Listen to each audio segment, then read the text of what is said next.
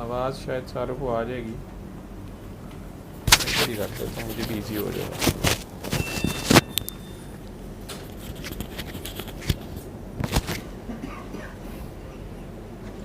अस्सलाम वालेकुम। मैंने अभी थोड़ी देर पहले आपसे बात की थी।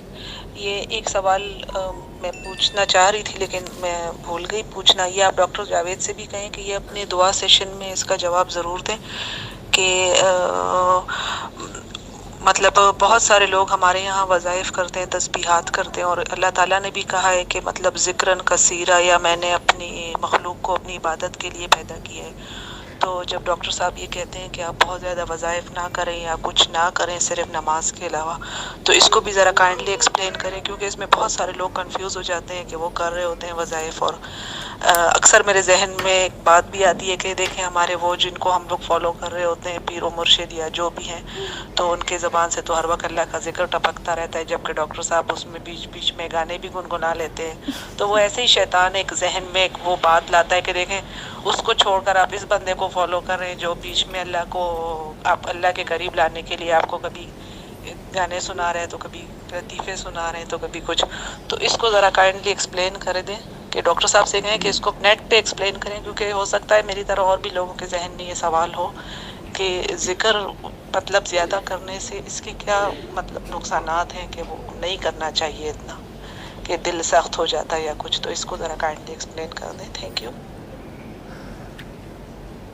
और साथ में ये भी जहन में आता है कि इतना वक्त मैंने ऐसे ही फजूल ज़ाया कर दिया, इतने वक्त में मैं इतना इतना दुरूद शरीफ पढ़ लेती या ये जिक्र कर लेती या ये कर लेती तो मुझे इतना इतना सवाब मिल जाता, और मैंने अपना वक्त ज़ाया किया। तो क्योंकि जिन बंदों को in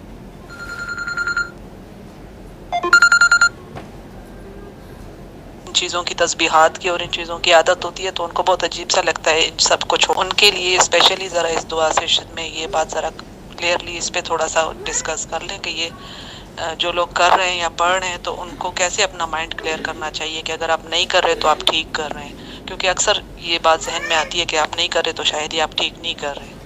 thank you ji. Sorry मैं बात टुकड़ों टुकड़ों में कर रही हूँ, लेकिन मुझे एक एक बात याद आती जा रही है। एक और ख्याल भी आ रहा है कि कहाँ मेरे पीरो मुर्शिद साफ सुथरे पाकीज़ा बातें करने वाले, सर पे टोपी और दाढ़ी और उनके अल्लाह के ज़िक्र से हर वक्त उनकी ज़बान मुअत्तर रहती है, और कहाँ डॉक्टर साहब कभी किस चीज़ की मिसाल दे रहे होते हैं तो कभी किस चीज़ की मिसाल दे रहे होते हैं। तो पता नहीं अल्लाह पाक ने कहीं मेरे मुझसे कोई गुनाह सरज़द हो गया है कि इतने अच्छे पाकीज़ा इंसान से मेरी तवज्जो हटाकर इधर लगा दी है, ज़िक्र से भी मुझे निकाल दिया है।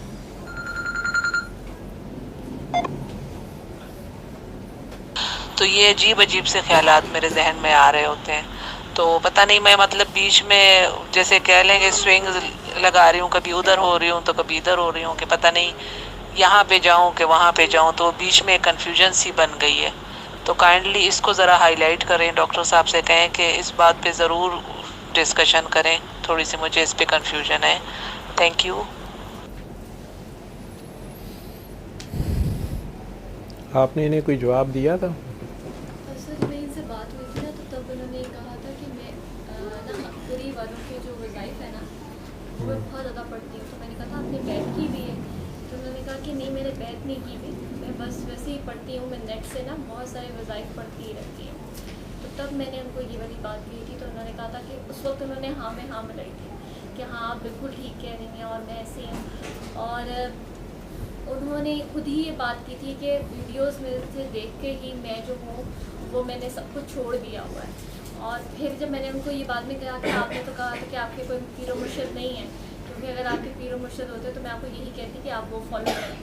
तो उसने कहा कि मैं दो कश्तियों में सवार हूँ, मुझे समझ नहीं आ रही है कि मैं किसको फॉलो करूँ और किसको ना फॉलो करूँ। मैंने कहा कि आप अपने पीरो मुर्शिद को ही फॉलो करें। तो ये बात। जी, जो साहिबा भी आप हैं, पहली बात तो ये है कि आपके अगर पीरो मुर्शद हैं जो माशाल्लाह आप बता रही हैं कि दाढ़ी टोपी और ज़ुबान उनकी ज़िक्र से मुअत्तर रहती है और अल्लाह के ख़ास बंदे हैं, तो एक तो उन्हें बिल्कुल ना छोड़ें। लेकिन दूसरी बात ये है कि इसको पंजाबी की मिसाल से मैं समझाता हूँ कि जो मुर्शद होता है ना, ये खसम होता है, और खसम एक वक्त में एक होता है, रने तो कई हो सकती हैं। मेरी मिसालें इसी तरह की होती हैं। उसकी वजह यह है कि मेरे इर्द गिर्द तो पागलों का जमघटा है। मैं तो जो ड्यूटी कर रहा हूँ, मैं तो एक डॉक्टर की ड्यूटी कर रहा हूँ। आप दो मुख्तलिफ़ चीज़ों को मिक्स करी जा रहे हैं। यहाँ पर भी मैं बार बार आवाज़ लगाता हूँ या बात करता हूँ कि अगर तो कोई यहाँ पे कोई इस्लाम सीखने आया है या रूहानियत सीखने आया है या दीन, पता नहीं, मुझे तो नाम भी नहीं आते, तो मैं एक गुनाहगार आदमी हूँ। मेरा ऐसा कोई दावा नहीं है, ना मैं बैत लेता हूँ ना देता हूँ। एक डॉक्टर हूँ और मुझे अपने डॉक्टर कम्युनिटी भी पागल कहती है, तो मेरे बाबा ने भी मुझे पागल ही कहा था, पागल डॉक्टर, किसी वजह से। तो पागलों को लिए जो लोग दीवाने मस्ताने किस्म के लोग जो मेरे इर्द गिर्द हैं, इनके इलाज के तौर पे जो भी मैं बात इन्हें कह रहा होता हूँ वो इनके लिए है। जहाँ तक आपका बेसिक सवाल है, आपका केस तो मैंने आपको बता दिया कि अपने मुर्शिद से आपका फोकस ना हटे, आपका ध्यान ना उनसे हटे। आपको एक खस्म के होते हुए दूसरा नज़र भी कैसे आया है, इस बात में गौर फरमाएं। अगर आपने बैत की हुई है, बैत करने से पहले 1000 बार देख लेते हैं कि आप किसकी बैत करने लगे हैं, क्योंकि वो अल्लाह नबी का हाथ होता है, वो उस बंदे का तो हाथ नहीं होता। ए नबी, वो तेरा हाथ नहीं था, वो मेरा हाथ था। नबी करीम सल्लल्लाहु अलैहि वसल्लम भी बैत लेते रहे हैं, उनके बाद सहाबा कराम भी बैत लेते रहे हैं, चारों खुलफा ने भी बैत ली है। और लेकिन इसी के साथ साथ ये भी देख लें कि सारी की सारी करबला बैत पे हुई है। मैंने इसके अलावा और कोई दलील नहीं देनी। आप लोगों ने सोचना है कि वो क्या वजह थी, वो बैत मांगता था और उन्होंने बैत नहीं दी, लेकिन जान माल औलाद सब कुछ कुर्बान कर दिया, लेकिन बैत नहीं दी उन्होंने। क्यों, ये अब आप अपनी जगह सोचें, जो असल कुर्बानी है उनकी। तो अगर आपने बैत की हुई है, आपके मुर्शद हैं, उन्होंने आपको जो भी ज़िक्र अज़कार बताए हैं वो उसके ख़ुद आमिल होंगे। इस लफ्ज़ में गौर करना है। जो बंदा ख़ुद अमल करने वाला होता है, जो ख़ुद अमल, मैं ख़ुद चुगलियाँ सारा दिन करता रहूँ और लोगों को कहूँ कि चुगलियाँ मत करो, ठीक है, तो ये बेवकूफ़ी है। मैं ख़ुद या हय्यो या क़य्यूम पर कायम ही नहीं हूँ और लोगों को कही जाऊँ कि 1.5 लाख बार या हय्यो या क़य्यूम पढ़ लो, तो ये बेवकूफ़ी है और अगला भी फंस जाएगा। तो उस पर अमल भी होना चाहिए। मैंने इसको मुख्तलिफ़ वीडियोज़ में बार बार एक्सप्लेन किया है, ये ज़िक्र वाली बात को। इसको अपने उलमा कराम के पास जाके समझें। मैं ये नहीं कह रहा, पहले तो जो मतलब आप ले रही हैं वो गलत ले रही हैं। मैं तो ये किसी को कह नहीं रहा कि वो अल्लाह का ज़िक्र छोड़ दें, नमाज़ छोड़ दें, इबादत छोड़ दें। आपके जब तक फ़राइज़ पूरे नहीं होंगे, ठीक है, एक आर्मी ऑफिसर है, उसकी मैंडेटरी ड्यूटीज़ हैं, वो मैंडेटरी ड्यूटीज़ पूरी नहीं कर रहा, ठीक है, और एक्स्ट्रा करिकुलर एक्टिविटीज़ में फ़ुटबॉल टीम का कप्तान है जी, वो वॉलीबॉल टीम का कप्तान है वो, ठीक है, लेकिन टैंक चलाना उसको आता नहीं है, तो वो आर्मी के किसी काम का नहीं है, चाहे वो वॉलीबॉल का वर्ल्ड चैम्पियन है। तो इसी तरह आपके जब फ़राइज़ पूरे नहीं हैं और आप नवाफिल कर रहे हैं, तो आपको फ़राइज़ की पूछ होगी। जो हकूक़ अल्लाह है, ज़िक्र जो है, जिसका ज़िक्र आप जिसको ज़िक्र कह रही हैं, ज़िक्र सिर्फ यही नहीं है। अल्लाह कुरान में साफ लफ्ज़ों में कह रहा है, नेकी ये नहीं है कि मुँह मशरिक़ और मगरिब को कर लिया जाए, यानी मसाला बिछा लिया जाए। जो लोग मगरिब में हैं वो मशरिक़ को मुँह करेंगे, जो मशरिक़ वाले हैं खाना काबा के वो मगरिब की तरफ मुँह करेंगे। कह रहा है कि नेकी ये नहीं है, ये अल्लाह कह रहा है, मैं नहीं कह रहा। वो कह रहा है सारे नमाजी मरेंगे, ये सारे मुसल्ले वाले ये हलाकत में पड़ जाएंगे। क्यों? जो अपनी नमाज़ों से गाफिल है, हालांकि वो तो मुसल्लों पे हैं। क्या है नमाज? जो यतीम को धक्के देते हैं, मस्कीन को खाना नहीं खिलाते, गरीब की मदद नहीं करते, मुसाफिर की दादरसी नहीं करते, कैदी से बदसलूकी करते हैं, रोज़मर्रा इस्तेमाल की चीज़ मांगे पे नहीं देते, और साथ तस्बीहात बहुत ज़्यादा हैं। सहेली ने कहा ज़रा मुझे अपना पेन देना, नहीं मैं नहीं देना, मैंने पेपर में दूसरा ना ख़त्म हो जाए, तो इनको पेन खोलना है। टेलीफोन किसी ने मांगा, नहीं मेरा तो बैलेंस अभी मैंने नहीं देना, उसने शायद कोई एमरजेंसी कॉल करनी थी। तो हमारा जो ज़िक्र है ये तो चले हकूक़ अल्लाह है, और ज़िक्र से अफजल है एक चीज़, ज़िक्र से भी अफजल एक चीज़ है और वो फ़िक्र है। हकूक़ अब्दुल्ला नहीं छोड़ता, अल्लाह तो छोड़ देगा। अल्लाह तो बहुत रहीम व करीम है, वो तो माफ़ कर दे। हकूक़ अल्लाह की तो माफ़ी है, लेकिन उनको लिबाद की माफ़ी नहीं है, बंदे ही नहीं छोड़ते।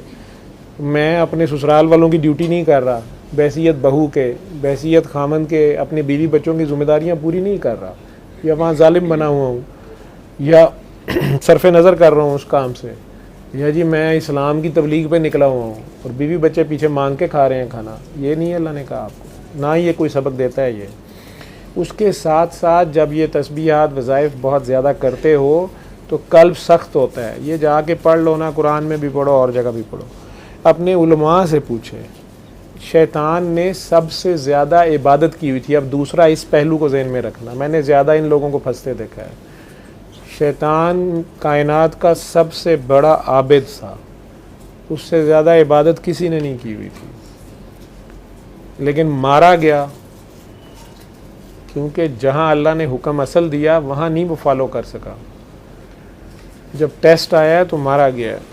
तो इबादत की ज़्यादती अगर अमल के बग़ैर है और उससे आप में तकब्बुर पैदा हो गया है, आपको दूसरों में खामियां नज़र आनी शुरू हो गई हैं, दूसरों के गुनाह नज़र आने शुरू हो गए हैं, दूसरों के सर के बाल नंगे नज़र आना शुरू हो गए हैं, किसी की दाढ़ी नहीं मिल रही है, किसी की मिसालें अच्छी और बुरी नहीं लग रही हैं, तो आप कहीं ज़्यादा नेक हो गए हैं। आदम का टेस्ट जब भी लिया जाएगा आदम से लिया जाएगा। कि आदम को मानना ही बड़ा मुश्किल काम है। आदम का मुनकर शैतान है, वो हमारे अंदर ही होता है। अल्लाह भी हमारे अंदर है लेकिन शैतान भी हमारे अंदर होता है। 4 हरफ पढ़ के हम अपने बाप को बेवकूफ़ समझना शुरू कर देते हैं, हम अपने उस्ताद को गधा समझना शुरू कर देते हैं, हम अपने से बड़ों को गलत समझना शुरू कर देते हैं। हमें अभी पता नहीं होता, 2 नफल हमने पढ़े होते हैं, 4 मसले पे बिछाए होते हैं, और उसके साथ साथ कई मासूम बच्चे होते हैं, उन्हें हम यही ज़िक्र अज़कार बता देते हैं, घर बैठे वजीफ़े शुरू कर देते हैं, उन्हें नहीं पता, वो शुरू हो जाते हैं बेचारे। इसके साथ साथ इसका सदका देना ये नहीं पता उन्हें होता। इसके ऊपर अमल सबसे ज़्यादा ज़रूरी है। जो चीज़ वो पढ़ रहे हैं उस पर उनका अमल होना ज़रूरी है। अगर मैं अस्तग़फ़ार अस्तग़फ़ार अस्तग़फ़ार अस्तग़फ़ार की तस्बीहें पढ़ रहा हूँ या आयत करीमा की पढ़ रहा हूँ और वही गलती दोहराई जा रहा हूँ, बल्कि 24 घंटे गलतियाँ करी जा रहा हूँ, ये सोचे समझे बगैर कि मैं अल्लाह से एक तरफ कही जा रहा हूँ I am sorry I am sorry I am sorry I am sorry I am sorry, और 24 घंटे मैं सड़क क्रॉस करने लग गाड़ी ड्राइव कर रहा हूँ तो लाल बत्ती तोड़ रहा हूँ, गलत साइड से ओवरटेक कर रहा हूँ, किसी का हक मार रहा हूँ, गाड़ी तक का शुक्रिया नहीं अदा कर रहा जिसनी स्पीड पे उसको चलाया है, ओवर स्पीडिंग की लिमिट तोड़ी है। बाज़ार में गया हूँ तो वहाँ बदजुबानी की है, टेलीफोन सुना है तो उस पर चुगलियाँ की हैं, सुनी भी हैं और की भी हैं। सुनना गुनाह है, चुगली सुनना भी गुनाह है। सुनने वाला सुने ही ना तो करने वाला कर नहीं सकता।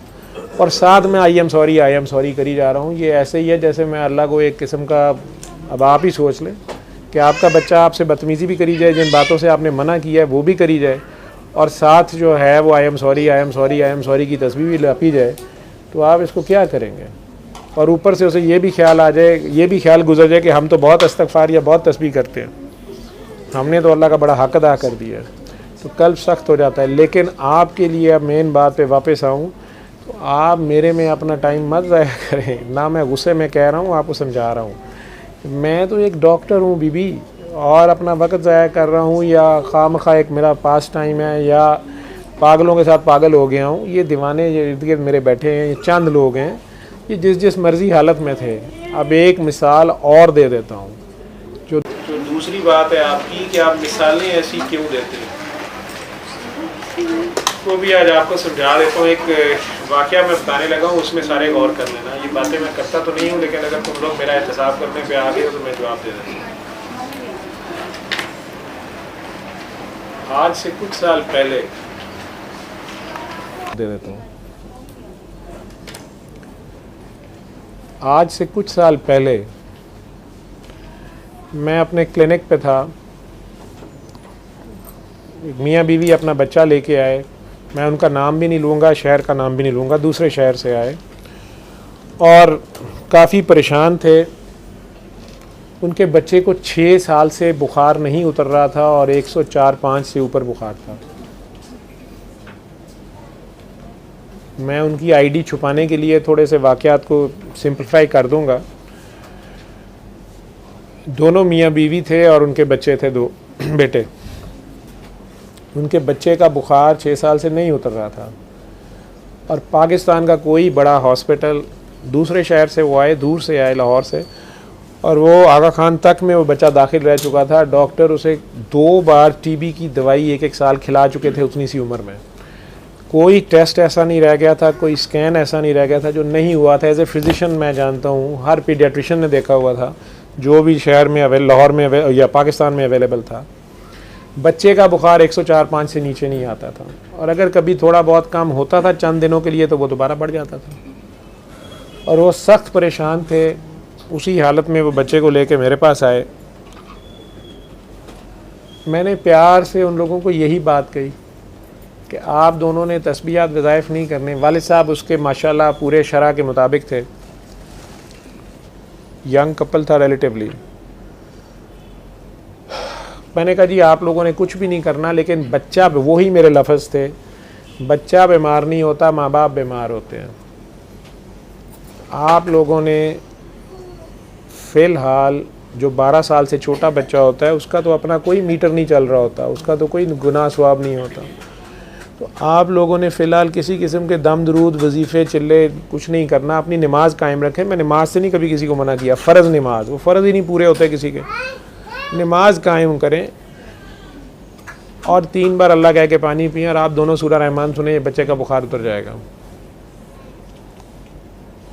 गर्ज़मंद दीवाना होता है, जो मैंने कह दिया उन्होंने कर लिया। कुछ दिन बाद मुझे फ़ोन आया कि डॉक्टर साहब माशाल्लाह उस दिन से बुखार भी ठीक है, बच्चा भी ठीक है, माशाल्लाह अब इसको भूख लगती है, पसीना, ये वो सारी अच्छी खबरें थी। मैंने कहा बस ठीक है, आप लोगों ने फ़िलहाल यही करना है और दुआ करके पानी पीते रहें और सबको माफ़ रखें और अपनी गलतियों पे शर्मिंदा रहें। ये 2 पार्ट हैं, एक सबको माफ़ कर दें, अगर आपसे किसी ने ज़्यादती की हुई है तो सदका दे दें, आप अल्लाह की खातिर, अल्लाह की बेवकूफ़ मखलूक को अल्लाह की खातिर माफ़ करें, ये अल्लाह पे एहसान है, ये सदका है, आप कर दें। दूसरा, अगर आपसे कोई गलतियाँ हुई हैं तो आप उस पर शर्मिंदा हो जाएं, शर्मिंदगी का नाम तौबा है। जब तक आप शर्मिंदा नहीं हैं तो ला हौला वला कुव्वत पढ़ लें, ला इलाहा इल्लल्लाह अंता सुब्हानक इन्नी कुन्तु पढ़ लें, अस्तगफिरुल्लाह पढ़ लें, आप शर्मिंदा ही नहीं हैं तो क्या आपकी माफ़ी होगी। ये दूसरा पार्ट है। दोबारा मैंने उन्हें कह दिया, वो बड़े खुश थे, लेकिन तो 2-3 माह बाद वो अचानक फिर आ गए बग़ैर अपॉइंटमेंट के आए। मैं क्लिनिक पे बहुत सख्त हूँ, अपॉइंटमेंट के बगैर नहीं देखता। चूँकि दूसरे शहर से आए थे, रोते धोते आए थे, बच्चे को फिर बुखार हो गया, बल्कि छोटे वाले को भी हो गया है। हमें डर है, छोटे को भी जैसे बुखार शुरू हुआ है, बड़े को भी ऐसे ही हुआ था आज से 6 साल पहले। हमारा तो पहला ही बच्चा ऐसे है वैसे है। मैंने दोबारा से इसी तरह दुआ का कहा और उन्हें कहा कि आप लोगों ने, मुझे लगता है कि फिर से कोई तस्बीहात वज़ाइफ शुरू किए हैं। अब वो साहब तबलीग पे जाते थे, उन्होंने कहा देखें मैं तबलीग पे जाता हूँ, मैंने ये करना होता है, वो करना है। मैंने कहा यार तू घर ध्यान कर, मेरे लफ्ज़ थे, तू घर ध्यान कर, तू तबलीग शबलीग छोड़, फ़िलहाल तू घर अपना देख, घर की ड्यूटी कर। डॉक्टर साहब आपका ये बात ही नहीं समझ आती है, आप हमें पढ़ाइयों तस्बीहों से मना कर देते हैं, अल्लाह का नाम लेने से मना कर देते हैं। मैंने कहा आप अपनी नमाज कायम करें, लेकिन फ़िलहाल ये काम ना करें, मेरी रिक्वेस्ट है, आगे आपकी मर्ज़ी है। उनकी बीवी ने कहा कि वाकई डॉक्टर साहब जब ये दोबारा ज़्यादा ये नवाफिल और ये शुरू करते, मेरा बच्चा तभी बीमार हुआ है, ये सैर रोज़े पे जाना फिर शुरू हो गए हैं। मैंने कहा मैं तबलीगी जमात के ख़िलाफ़ नहीं हूँ, मैं खुद उसमें टाइम लगाया हुआ है, लेकिन आपके केस में मैं आपको कह रहा हूँ, चलें आप ये समझें बच्चा आपसे उदास हो जाता है। मैं उस शख्स से बात कर ही जा रहा था, मैंने कहा तुम्हारा बच्चा तुमसे उदास हो जाता है, तुम ना जाया करो, तुम बस घर की ड्यूटी करो। वो हंसते हुए चले गए। दोबारा फ़ोन आया, जी बच्चा माशाल्लाह ठीक हो गया, दूसरा भी ठीक हो गया, अब हम ठीक हैं। 8-10 साल पुरानी बात मैं कर रहा हूँ। अब अचानक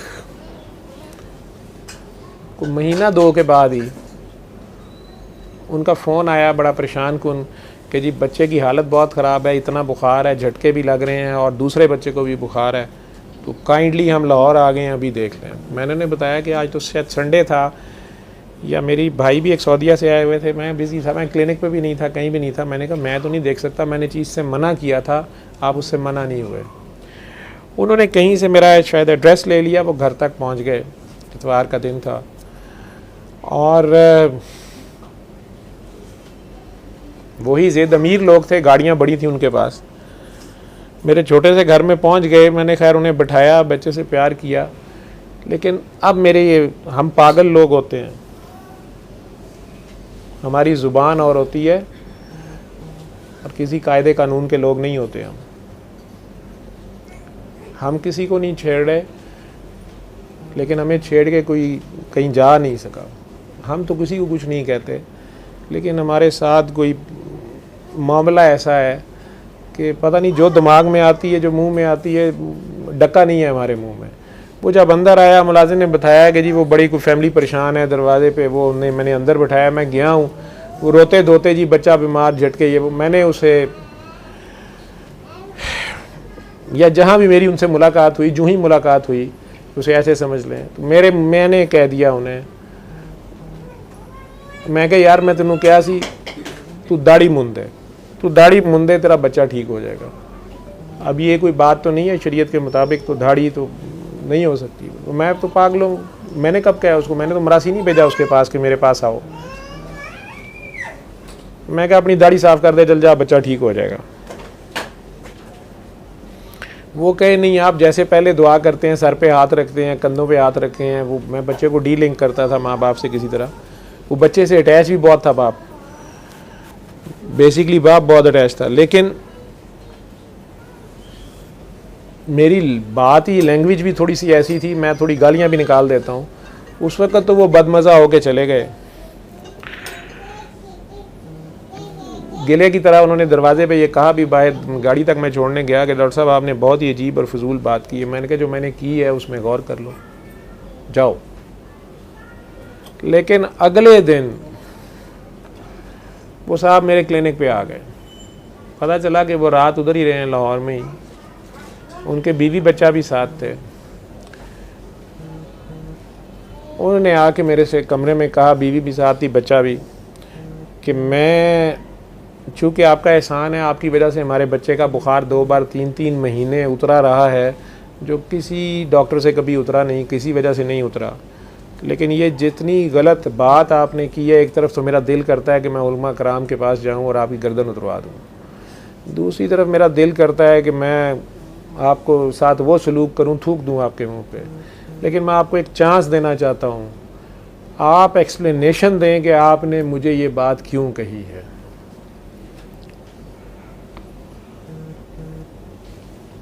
मैंने उन्हें प्यार से एक बार कहा कि यार मैंने कह दिया है, तेरा दिल मंद है तो मुन ले, नहीं तो चला जा, और जो तेरा दिल करता है वो कर ले, नहीं तो। उन्होंने गुस्से से अपनी बीवी से कहा कि आप ज़रा गाड़ी में जाके बैठें, बाजू शाजू उन्होंने टूंग लिए, मैं ज़रा डॉक्टर साहब से बात करूं, आप और बच्चे लेके बाहर जाएं। बीवी उनकी परेशान थी, थोड़ी सी माँ थी, वो बच्चे के लिए परेशान भी हो रही थी कि पता नहीं डॉक्टर साहब कोई शराब ना दे दें, हमारा बच्चा ना बीमार हो जाए और या कुछ। लेकिन वो चली गई। अब उन साहब ने मुझे कहना शुरू किया कि डॉक्टर साहब आप देखें गुस्सा खा गए हैं, मैं आपकी इजाज़त के बगैर, मुझे पता है आपके कवानीन पता है, आपके मुर्शद ने आपको कहा हुआ है, मुझे सब पता है, मैं आपकी इजाज़त के बगैर आया, घर आया, इधर आया, उधर आया, आप मुझे ईमानदारी से बताएं आपने इसलिए कहा है ना कि मैं आपकी जान छोड़ दूँ। मैंने कहा नहीं। उसने कहा आपने गुस्से में कहा है ना कि मैं आपके घर क्यों आया। मैंने कहा नहीं। कहा डॉक्टर साहब दाढ़ी सुन्नत रसूल है, आप मुझे कह रहे हैं दाढ़ी साफ़ कर दें। मैंने कहा यार मैंने कहा करनी है तो करो, नहीं करनी तो जाओ। वो कहने लगा आप मुझे क्यों ये कह रहे हैं, आपको शर्म नहीं आ रही है? आपके नाम के साथ मोहम्मद जावेद अहमद लिखा है, आगे पीछे सरकार का नाम है, मुसलमान भी हैं, ये क्या हरकत है आपकी? मैंने कहा जो मैं कह रहा हूँ तुम ये कर लो। आप में से बहुत से लोग पूरी बात सुन के भी कहेंगे कि मैं गलत था, मैं सही और गलत में हूँ ही नहीं। मैं तो जान छुड़ा रहा हूँ आप लोगों से, मेरी पागलों के साथ दोस्ती है, इनके साथ चंद के साथ मैं लगा हूँ, मैं कौन सा अपने उलमा कराम के पास जाऊँ। बहरहाल उसने अचानक गुस्से में मेरा गिरबान पकड़ने की कोशिश की और मुझे कहा कि अल्लाह रसूल को हाजिर नाजिर जान के एक बार तुम कहो कि तुम जानते हो कि ये सुन्नत रसूल है कि नहीं है। मेरे मुंह से निकल गया कि मैं अल्लाह को हाजिर नाजिर जान के कहता हूँ कि जना सुन्नत रसूल नहीं है। वो कुर्सी पे गिरा और रोना शुरू हो गया ऊंची ऊंची। मैंने तो उसे कुछ नहीं कहा।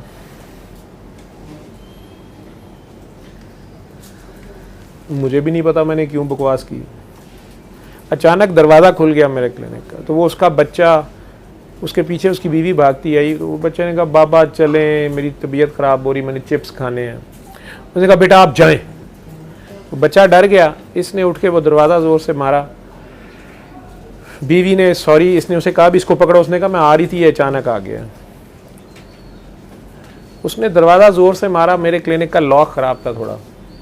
अब हुआ ये बदकिस्मती या खुशकिस्मती, तो दरवाज़ा लगा ज़ोर से और ये कुर्सी पे बैठ गया उस शौक में रोते हुए, मैं भी बैठ गया। हम दोनों को नहीं पता चला कि दरवाज़ा बंद नहीं हुआ, दरवाज़ा अंदर लग के लॉक नहीं फंसा, वो वापस खुल गया थोड़ा सा। अब वो मुझे ये पूछना शुरू हो गया कि आपने ये क्यों कहा है। मैंने कहा देखो मेरी बात सुनो, अल्लाह सब के पर्दे रखे, मैंने आपसे जो कहा आप वो कर लें, नहीं दिल मानता आप जाएं, मेरे पे थूकें और चले जाएं, छोड़ो। पर एक पागल की बात के पीछे आप पड़ गए हो। वो कहने लगा लेकिन ये फिक्रा आपने क्यों कहा आप। मैंने कहा मुझे नहीं पता, तो वैसे ही कहे। कुछ थोड़ी देर रोने के बाद उसने मुझे कहा कि डॉक्टर साहब मैं बहुत मजबूर हूँ, मुझे बताएं, मेरी बीवी को तो नहीं पता, मैं सैर रोज़े पे नहीं जाता हूँ, मैं दूसरे शहर जाता हूँ। वो जो भी कोई खातून थी उसके पास ही रहता हूँ, निकाह भी नहीं किया हुआ और बिल्कुल मैं ज़ना कर रहा हूँ, और ये चीज़ आप उससे रिलेट कैसे कर रहे हैं। मैंने कहा तुम्हें दुनिया में सबसे ज़्यादा किस चीज़ से प्यार है। उसने कहा अपने बेटे से। मैंने कहा अल्लाह को तुमसे प्यार है, अल्लाह तुम्हें बचाना चाह रहा है और तुम्हें समझ नहीं आ रही है, और तुम्हें मैंने इतने तरीक़ों से कहा है। कहता आपने तो पहले कहा था तस्बीह वजीफ़े ना करो। मैंने कहा मैंने अब दाढ़ी भी कहा था मुंडे। घर तू सैर रोज़ा बता के जाता है, सैर रोज़ा तू जिस शहर लगा के आता है वो तू भी जानता है, तेरा रब भी जानता है, मैं ही नहीं जानता और तो कोई नहीं जानता। मुझे क्या पता हो मैंने तो क्या बकवास की है। वो रोते हुए अपनी कहानी बताना शुरू हो गया कि वो मेरी क्लास फेलो थी, वो उसने पता नहीं मुझे पसंद करती थी, मुझे पता ही नहीं था। फिर उसके बाद अब मेरी शादी हो गई, अब उसने मुझे कहीं से ढूंढ लिया है। वो फिर ये भी बहाना होता है, वो मेरे पे कुछ सिफली इल्म करती है, जब वो करती है मेरा जहन माउफ होता है, वो मुझे बेल मारती है तो मैं अपने शहर से भाग जाता हूँ, और जब मैं वहाँ जाता हूँ तो वो उसके साथ 2-3 दिन रहता हूँ तो मुझे तसल्ली होती है, और फिर हम सारा कुछ ही जो भी करें। अब ये सारी कहानी सुना के मुझे कहने लगा कि मेरा तो अब ख़ुदकुशी को दिल कर रहा है कि ये मेरे बच्चे की बीमारी का सबब जो है वो मैं था। मैं कहा मैं ये भी नहीं कह रहा, तुम ये बताओ कि जब तुम इस बच्चे के साथ मुख्तलिफ अस्पतालों में भागे फिरे हो, दूसरे शहरों में गए हो, तब भी इसी कहाँ। कहता नहीं उन दिनों तो होश ही नहीं रहती थी। तो मैं कहा वो तुझे किसी तरीके से बचा रहा है, अब मैं तुझे और क्या कहूँ, मैं तो और कुछ नहीं कह सकता। ये मुनाफिकत नहीं तो और क्या है। उसकी बजाय एक बंदा मेरे जैसा मुश्तंडा शराबी ज़ानी कबाबी, जिसको देख के ही लगता है वो हरामी होगा, मैं कोई इस्लाम का नाम तो नहीं बदनाम कर रहा, ना मैं इस्लाम के नाम पे कर रहा हूँ, मैं अपनी पुजदी नू करना पिया। तो मेरी तो खैर है, मैंने तो नाम नहीं रखा हुआ ना दाढ़ी शाड़ी, मैं इस्लामी जमहूरिया नाम नहीं अपना रखा हुआ। तो काम मेरे हरामी जमहूरिया हैं तो ठीक है, मेरे से तो पूछ लेगा एक दिन वो। लेकिन मैं नाम भी रख लूँ इस्लामी जमहूरिया और काम मेरे होंगे हरामी जमहूरिया, तो तब भी फंस जाऊंगा। एक तो ये मसला है। अब उससे आगे क्या हुआ, उसने एकदम मेज़ पे ज़ोर से मुक्का के कहा कि मैं आपके इस्लाम को नहीं मानता, ये आप बात गलत कर रहे हैं, मुझे इमोशनली ब्लैकमेल कर रहे हैं, आपको अभी भी जवाब देना पड़ेगा कि आपने सुन्नत रसूल के गुस्ताखी की है। ये मैं उसे उस वक्त कह रहा था कि अब ना कहना ये। उसने वो रिपीट किया है, दरवाज़ा खुला, वो बच्चा था, बाबा आप आ जाएं। बीवी उसकी आंसुओं से चेहरा उसका भरा हुआ और वो वहीं खड़ी थी।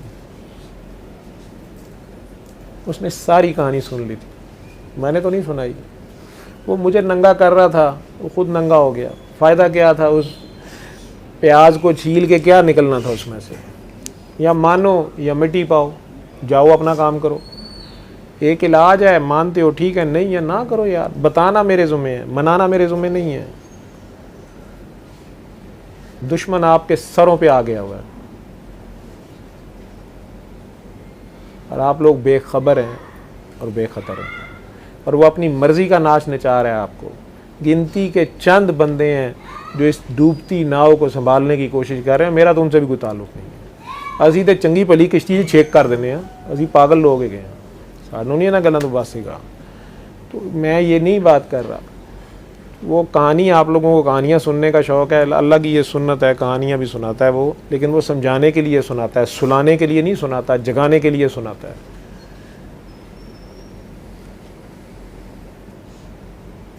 अब नया मसला शुरू हो गया।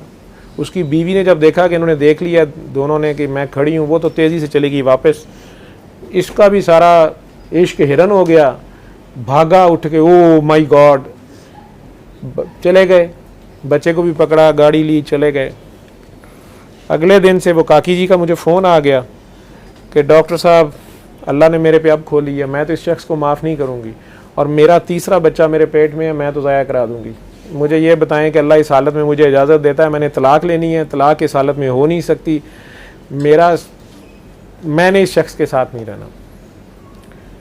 मैं अपने आप को कोसूं कि बंदिया तूने क्या किया है।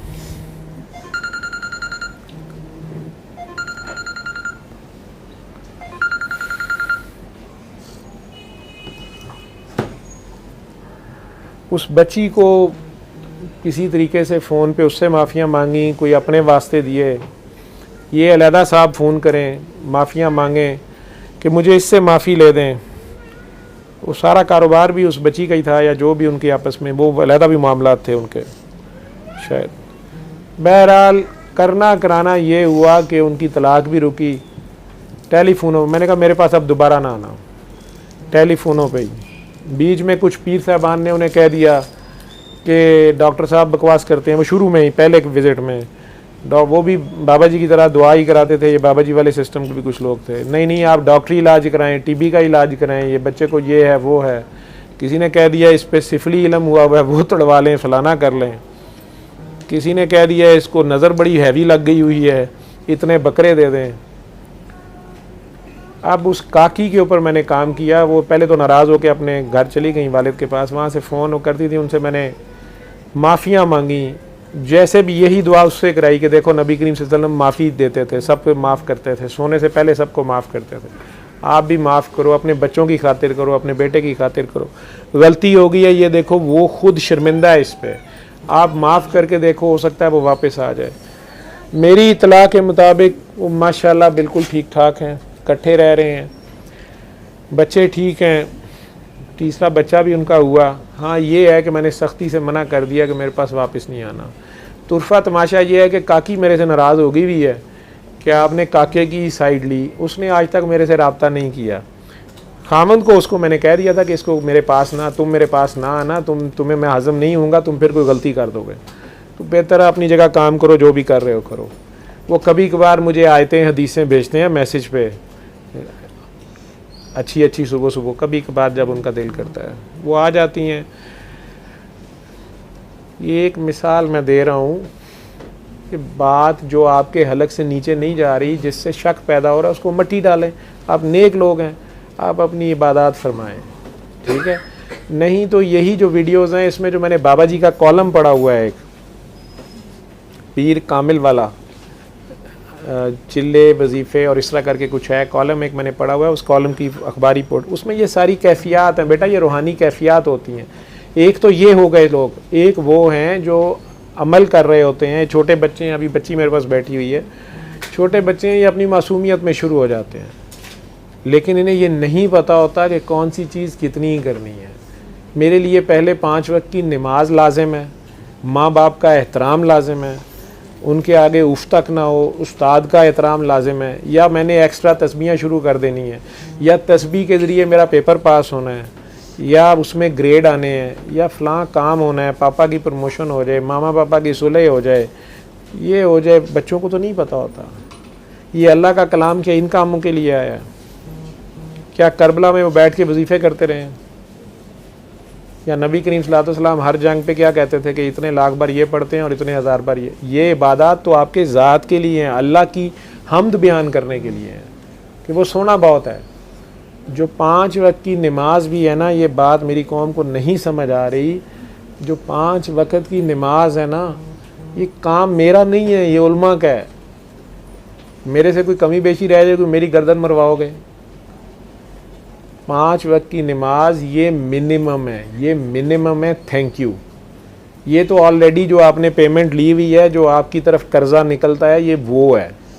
ये ज़्यादा करना कोई नुकसान नहीं है, लेकिन ये अल्लाह के लिए करनी है, ये जन्नत के लिए नहीं करनी है, ये सीटों के लिए नहीं करनी है, ये ओहदों के लिए नहीं करनी है, ये नोटों के लिए नहीं करनी है, ये लड़कों के लिए लड़कियों के लिए नहीं करनी है, ये रिश्तों के लिए नहीं करनी है। इसी तरह जो 2.5% साल बाद ज़कात देते हो ना, ये मिनिमम है। आज तुम्हारी हुकूमत टैक्स मांग रही है ना तुम लोगों से, ये क्यों मौका आया मुसलमानों के शहर में? वो गरीबों के लिए मांग रहे हैं ना कि हमने गरीबों के लिए अस्पताल फ्री होंगे। यहाँ गरीबों का इलाज होता है इन अस्पतालों में फ्री, नहीं है पैसे। क्यों नहीं आ रहे? कहाँ दे रहे हैं आप लोग पैसे? हाँ, आप कह सकते हैं कि हुक्मरान खा जाते थे, बेईमान थे, जो बैंकों से ज़कात कटती है वो 2 नंबरी में जाती है, वो सारी बातें आपकी ठीक हैं, लेकिन क्या हम सारे ठीक हैं? जैसी कौम होती है वैसे हुक्मरान होते हैं। और अगर अल्लाह ने जब भी जो हुक्मरान दिया है वो हमसे बेहतर ही होता है, हमसे फिर भी बेहतर होता है, तो फिर ही उसकी बात ईमानदारी से मानो। और लेकिन आप सच्चे दिल से अल्लाह के पीछे लग जाओ तो अल्लाह उसको भी इधर उधर नहीं होने देगा, फिर वो भी कोई खौफ खुदा खाएगा। लेकिन 2.5% ज़कात जो है ना, ये मिनिमम है। ये नहीं अल्लाह ने कहा कि आप साल में 2.5% ज़कात दे के फारिग हो जाएं तो उसके बाद गायब हो जाएं। अल्लाह ने मना नहीं किया अगर आप बाकी 97% भी दे देते हैं। आपने ये बात तो मेरी पकड़ी है, तो इस बात को भी गौर कर लें। मेरे अगर फॉलो करना है ना, मैं रात सोने से पहले, ये कोई मेरा बड़ा अमल नहीं है, मैं अपनी पागलपन बता रहा हूँ, मैं रात सोने से पहले अल्लाह से कहता हूँ कि या अल्लाह, अव्वल तो मेरे से कोई नेकी हुई नहीं होनी, अगर कोई हो गई है, कोई मेरे से कोई अच्छा अमल ऐसा कहीं हो गया जो तुझे अच्छा लगा है, उसका सवाब, उसका अजर उनको दे दे जिनके पास कुछ नहीं है, जो दोज़ख के दरवाजे पे हैं या कब्र के अजाब में हैं या तेरी गुस्से का शिकार हो रहे हैं। या अल्लाह उन सारों के ऊपर उस अजर को बांट दे। किसी ने मुझे डराया कि तू खुद रात सारी नेकियां बांट के सोता, मर गया तो फिर तो तेरे गुनाह तो साथ ही होंगे। अब ये मेरे और अल्लाह का मामला है, मेरे गुनाह मेरे साथ ही हैं। मैंने तो ये भी कहा बाकियों के भी मेरे पल्ले पा दे। जब मैनू तुन के तू खुश है, तेरी दुनिया वध जाती है, तेरियां शाना बुलंद होंदियां ने, ठीक है, इन्हां दा गुस्सा तेरा खत्म हो जाता तो मेरे ते सुट लै, लेकिन मेरियां नेकियां दे दे इन्हां को, जे तू इन्हां नेकियां तो। लेकिन नेकियां मसल्ले के ऊपर चढ़ के मुंह मशरक और मगरिब को करने का नाम नहीं है। ये यतीम के सर के ऊपर हाथ रखने का नाम है, मस्कीन के सर पे हाथ रखने का नाम है, भूखे को खाना खिलाने का नाम है, उस्ताद की इज्जत करने का नाम है, माँ बाप की इज्जत करने का नाम है, जिनका पोटी चीची हैं आप, जिन्होंने आपको एक कतरे से बनाया होता है, पेट में उठाया होता है 9 माँ का ही नहीं अजर दिया जा सकता। बाप का कोई क्या देगा, बाप का उससे आगे होता है। ये भी कॉन्सेप्ट गलत है, ये भी नहीं लोगों को समझ आई। माँ की दुआ तो सारों को मिल जाती है, बाप की किसी को मिले तो वो बादशाह होता है, तो ये भी देख लेना। लेकिन ये है नेकी, रोज़ की एक नेकी कमा लिया करो। पढ़ें तस्बीहां आप, मैं नहीं मना कर रहा, लेकिन अल्लाह के लिए पढ़ें, वो अल्लाह के लिए पढ़ें। और गिन गिन के पढ़ोगे उसके साथ तो वो गिन गिन के देगा, उसके साथ हिसाब किताब ना करो, तुम्हारा हिसाब किताब नहीं लेगा। लेकिन उसकी मखलूक से प्यार करो, बेगरज प्यार। मेरा सिर्फ इतना मैसेज है, ये कर सकते हो। सारा दिन तो मैं भी नहीं कर सकता, मेरे भी अपने काम है, मेरे बीवी बच्चे हैं, मेरा घर बार है, परंपरा है, मान मर्यादा है, 4 मर्द 6 औरतें मुझे सलाम करती हैं, ठीक है, मेरे अपने काम हैं आपके। लेकिन ये सारे जो सवाल जवाब हैं, इसका मेरा ख्याल मैंने आपको जवाब दे दिया। और आप जो मुर्शद हैं आपके, उन्हें मेरा सलाम दीजिएगा। ये लफ्ज़ इसी तरह बोलिएगा, ये कोड वर्ड्स हैं, उन्हें कहिएगा पागल डॉक्टर ने बाबा मस्त मस्त का सलाम दिया है, अस्सलाम वालेकुम। और ये सूरह रहमान का मैसेज उन्हें तोहफ़तन दीजिएगा। अगर कहीं वो सरकारी ब्लू एरिया में से गुजरे हैं तो फिर उन्हें पता चलेगा कि मैं किसकी बात कर रहा हूँ। तो उन्हें कहिएगा पागल डॉक्टर ने बाबा मस्त मस्त का सलाम भेजा है, अस्सलाम वालेकुम। बाकी जैसे वो कहते हैं, जितना वो कहते हैं उतना करें, ठीक है, ये है मेरा मैसेज। बाकी जिनके मुर्शद नहीं है और आप वजीफ़े कर रहे हैं, तो आप उल्टा साइकी के मरीज़ तब बनते हैं जब आप दुनियावी काम है, आपका एक रिश्तेदारों से लड़ाई है, उनसे जाके आप सुलह कर नहीं रहे, जिस बात पे लड़ाई है उसको सेटल नहीं कर रहे, कुछ लो कुछ दो, कोई अफवाह दरगुजर से काम नहीं ले रहे, तस्बीहां और वजीफ़े पढ़ी जा रहे हैं, ये भी जादू मंतर ही है। सीधे तरीके से जाएं, जिससे लड़ाई है उसे सॉरी कर लें। वो काम इस तरह नहीं जब हल होते, उल्टा और आप इस तरह के आमिल हज़रात के पास जाते हैं, वो कहते हैं आप पे शीन ने जादू किया हुआ है, मीम के साथ उसकी अम्मी का नाम है, नई घरों में लड़ाइयाँ पड़ जाती हैं और साइकी के मरीज़ बनते हो। ये मेरा मैसेज है। सल्ले अला सल्ले अला सल्ले अला सल्ले अला सल्ले अला शफीना सल्ले अला